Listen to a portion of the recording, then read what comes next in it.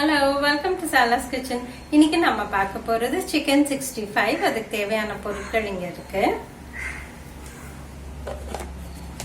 Chicken கடையில வாங்கும் போது ஸ்கின் இல்லாம வாங்குங்க. அப்புறம் வீட்டுக்கு வந்த பிறகு அது மேல இருக்க அந்த வெள்ளை கலர் ஃபேட் எல்லாத்தையும் ரிமூவ் பண்ணிருங்க. அப்புறம் இஞ்சி, பூண்டு, பிளெயின் சில்லி பவுடர், லெமன், அவ்வளவுதாங்க இதுக்கு தேவையான பொருட்கள். இப்போ இது கிட்டத்தட்ட 1/4 கிலோ சிக்கன். அதுக்கு இப்போ 1 ஸ்பூன் இஞ்சி போடுறேன். அப்புறம் ஒரு பாதி ஸ்பூன்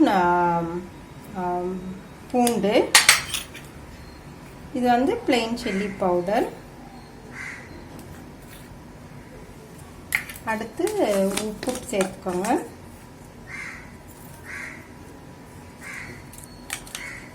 அப்புறம் லெமன். இது ஒரு பாதி பழம் லெமன்.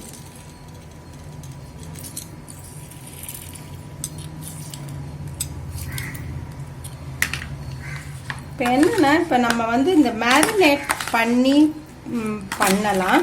ஆனால் எனக்கு அது ஒரு பெரிய டிஃப்ரென்ஸ் இருக்கிற மாதிரி தெரியலங்க. இப்போ டைரெக்டாக இப்போ அது பிசைஞ்ச உடனே இப்போ நான் வறுக்க போகிறேன்.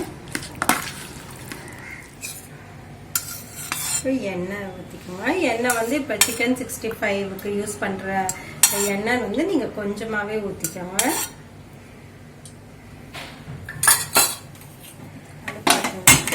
என்ன பண்ண போறோம், எண்ணெய் கொஞ்சம் இப்படி ஊத்திருக்கும் போது ஃபர்ஸ்ட் பெரிய பீசஸா போட்டு வறுத்து எடுத்துக்கலாம். அதுக்கப்புறம் எண்ணெய் கம்மி ஆக ஆக நம்ம சின்ன பீசஸ போட்டுக்கலாம்.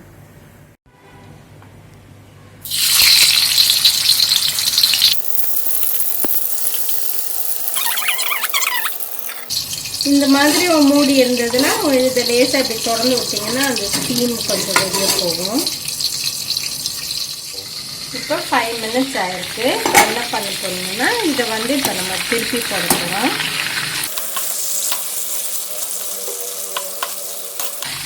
தீ ஒரு ஸ்லோ ஹீட்லேயே இருக்கட்டுங்க. மறுபடியும் மூடி போட்டு இன்னொரு 5 மினிட்ஸ் வேக விடலாம். இப்போ சிக்கனை திருப்பி விட்டு இன்னொரு 5 மினிட்ஸ் ஆயிடுச்சுங்க. இப்போ என்ன பண்ணுங்க, இப்போ எப்பவுமே ஸ்லோ ஹீட்லேயே வேக வைங்க. அப்போ தான் உள்ளே நல்லா வெந்திருக்கும்.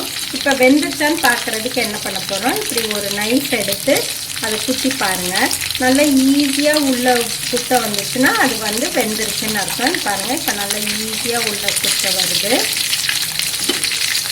அப்புறம் என்ன பண்ணுங்கள், தீயை ஃபுல்லாக வச்சு கொஞ்சம் ரோஸ்ட் பண்ணுங்க. நான் தீயை ஃபுல்லாக வச்சுருக்கேன்.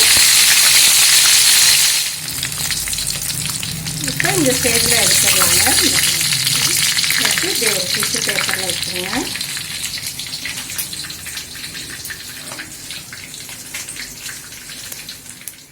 இந்த சுவையான சிக்கன் 65 நீங்களும் செஞ்சு பாருங்கள். செஞ்சு பார்த்துட்டு எப்படி இருக்குன்னு சொல்லுங்கள். மீண்டும் உங்களை அடுத்த ரெசிபியுடன் சந்திக்கிறேன். அதுவரை உங்களிடமிருந்து விடைபெறுவது உங்கள் சாலாட்சி.